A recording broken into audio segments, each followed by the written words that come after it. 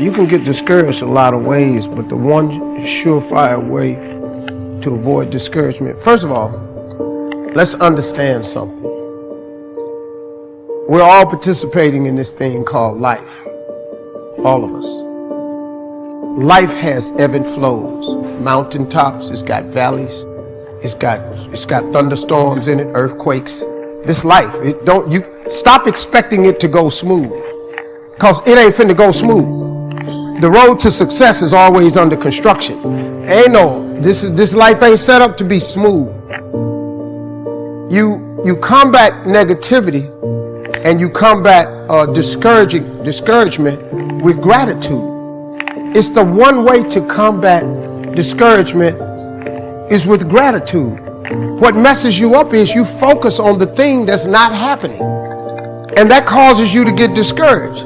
So whenever you get discouraged, you have to change your focus from what's not happening to what has happened. And it straightens you out immediately. Because what causes the downslide is if you get wrapped up into what ain't happening, it get ugly, man. And it just snowballs. But you have to focus on gratitude. People don't understand how serious gratitude is. You know, it's a serious principle of success. It's hard to be miserable and grateful at the same time. You know, I learned this at my mother's funeral, man, which was like the roughest. That week of my life was like chaotic, man. I thought I was gonna die. My mama passed. I was 40. I didn't do good, man. I thought I was crumbling. I really, man, I didn't know what that was, man. The most important person to me was gone. I was crushed. I thought I was gonna die. And at the funeral, my mother was a Sunday school teacher for 40 years. And I'm devastated. My mother's in a casket. That's just not the picture I ever wanted to see, right? And I was struggling with her being up there, and the preacher stood up and he said, I know y'all hurting. I got 2 brothers and 2 sisters. He said, but I want y'all to look around at this church. My mama had been a Sunday school teacher for 40 years. Church was packed. It was packed. He said, the overflow room is full. He said, we've put up projector screens in the parking lot. We don't do that on Easter. We done set up projector screens in the parking lot because so many people then came to see your mother off. Said, because your mother meant something to everybody. My mama's funeral was filled with the hood, the gangsters, the pimps, the hustlers, the dope boys, the police, the politicians, church people. He started talking about, he said, look how full this church is. Look at the lives she touched. Look what she meant to so many people. We got people in this church we ain't seen in years. He said, look at this. And I want you to think of all the incredible things your mother has ever done. And then he started listing the things she had done around the church and what people had said about her. And we started smiling. And this was the first time I had smiled in a week. That week was ugly for me. And he said, now listen to this. You see the smiles on your face? He said, joy and depression cannot reside in the same space. So when you get down and you start thinking about how dark it is, I want you to remember everything your mother taught you that was good. And that replaced all the negative thoughts I was having. Because joy and depression cannot reside in the same space. Well, now you got to take that concept and apply it to your life. If joy and depression cannot reside in the same place, when you get depressed and you get discouraged, you got to replace it with joy. And what more joyous than gratitude? What has God done for you? Didn't you wake up today? Ain't you still breathing? Don't you have some measure of health? Ain't you working? You may not have the car you want, but don't you have a car? Ain't you eating groceries today? You ain't homeless? Now when you start tripping and you get depressed, you got to go into yourself and come up with some gratitude. Mr. Bennett continues, if one cannot arrange that an income of 24 hours shall exactly cover all proper items of expenditure, one does muddle one's whole life indefinitely. We shall never have any more time. We have, and we have always had, all the time there is. Isn't that well said? Let's consider some approaches to managing our time most effectively. The first approach is to ignore the subject altogether. The man says, I've been late all my life. I can't ever seem to get a handle on my time. Heck with with it. I'll just struggle along the best I can. That's okay. It's your life, right? You can do with it as you please. But consider what this attitude might be costing you. Here's the second approach. Step down to something easier. Again, that's okay too. A man works for a company, then decides he wants to own one. When he gets that responsibility, comes to work before everyone else, leaves after everyone else, he now says, I would rather work for someone else's company. Hey, again, it's your life. Success is not a stereotype. There isn't just one model. Know clearly what success means to you and be comfortable with the price you pay for it. You might have heard the story of the little girl who complained to her mother that her daddy never had time to play with her. She said, why doesn't my daddy play with me? He comes home from work, goes to the study and work, comes out for dinner, goes back to work again. I want to play with my daddy. So her mother explained to her, your daddy is very busy. He loves you very much, and that is why he works so hard. At his office, he has so much work to do that he has to bring the rest of it home and finish it here. That is why he can't play with you. The little girl thought for a moment, trying to solve this problem, and came up with the answer. She said, well, why don't they just put him in a slower group? Hey, not a bad idea. Don't throw away other important values in your life just going for one. I went for some things in my life and found out later I had paid too much. If I had known how much they were going to cost, I never would have paid. So that is a consideration. The next approach to time management is to work longer and harder. And we all know the dangers there, right? Unless you aren't working at all, then you probably need to work longer and harder. But for some people, if 10 hours won't do it in a day, they work 12. And if 12 won't do, they move it up to 14. Some people even take on 2 jobs. And there are some very real dangers here, not least of which is health problems that result from not being able to handle the stress. So you've got to be careful with this approach. The last approach I think is the best, and that is to get more out of you. In the time you have assigned to labor, make the hours more valuable. The key is not to work harder,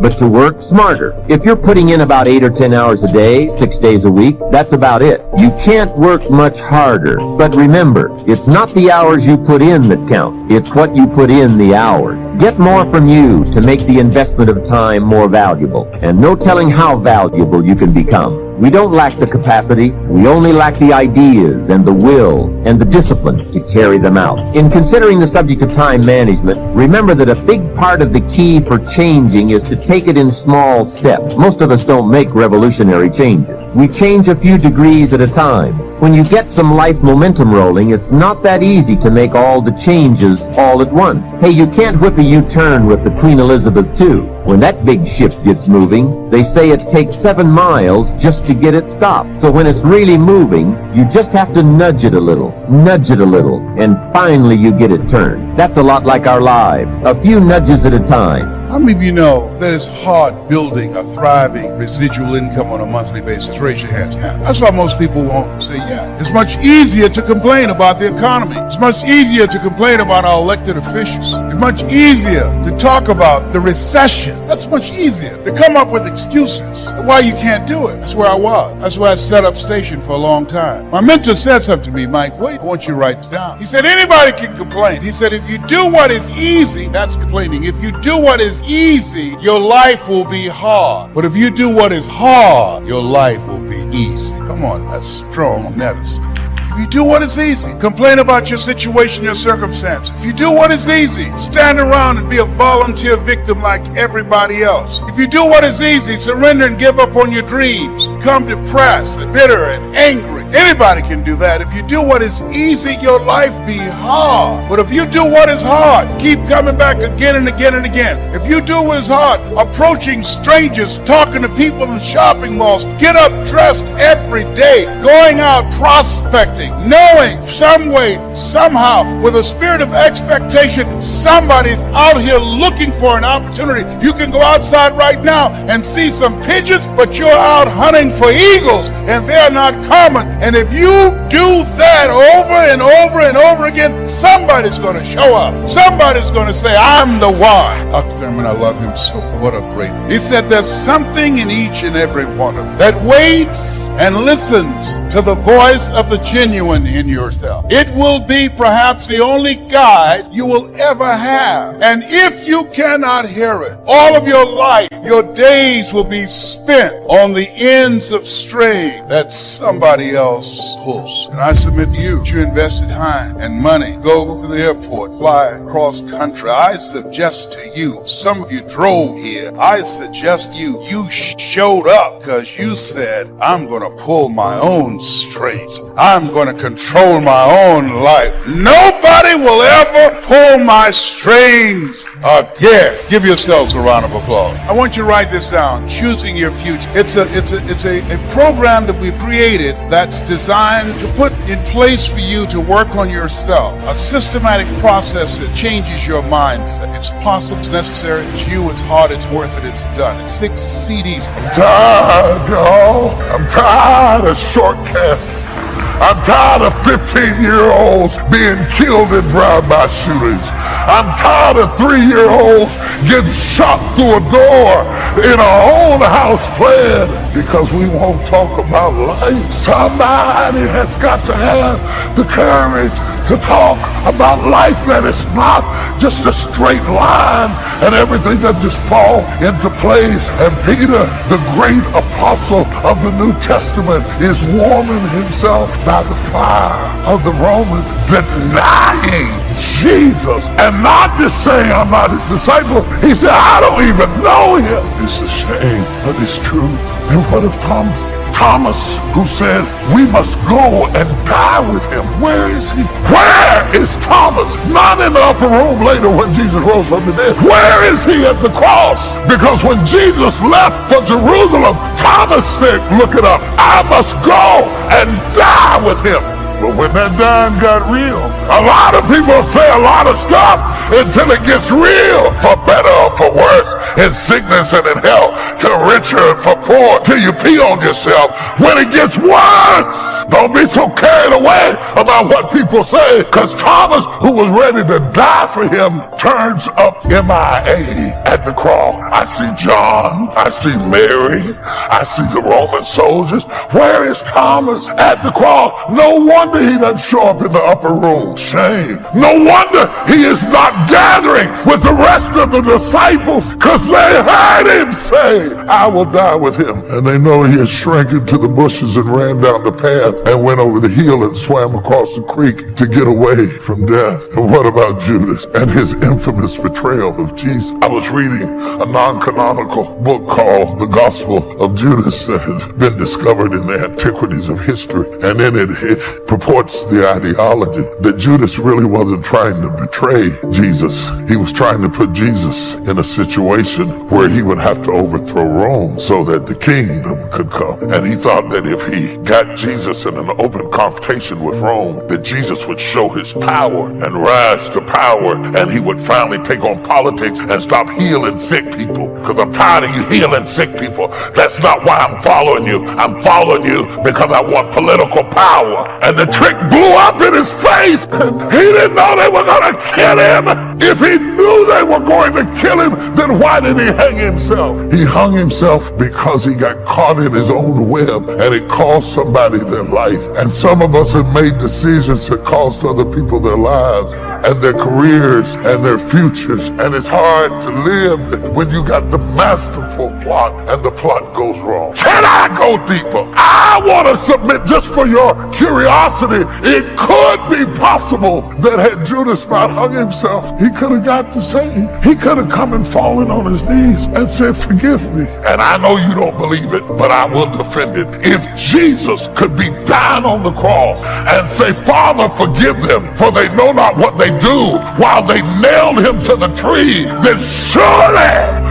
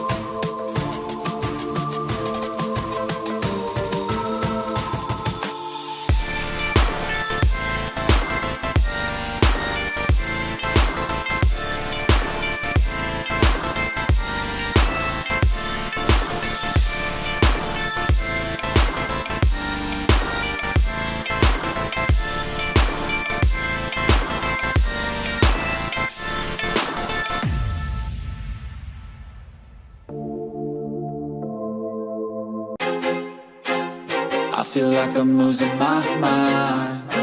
Is everybody in the world blind?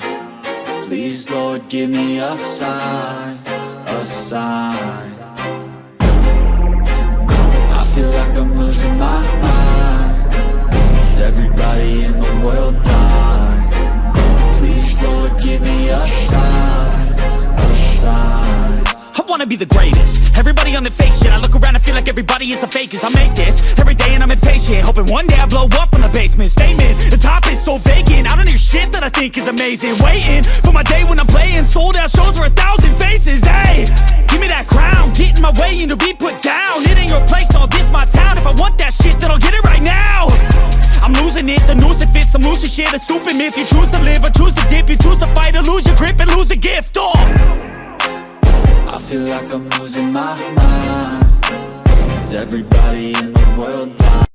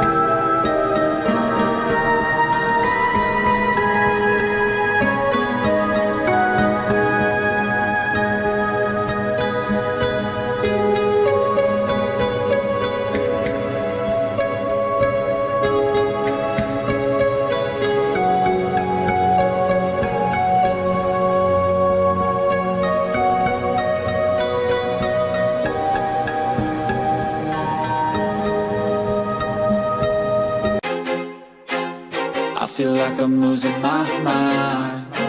Is everybody in the world blind? Please, Lord, give me a sign, a sign. I feel like I'm losing my mind. Is everybody in the world blind? Please, Lord, give me a sign, a sign.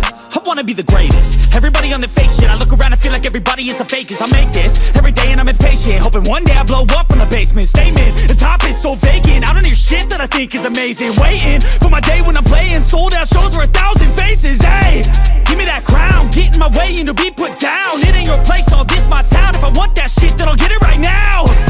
I'm losing it, the noose it fits, I'm losing shit. A stupid myth, you choose to live or choose to dip. You choose to fight or lose your grip and lose a gift.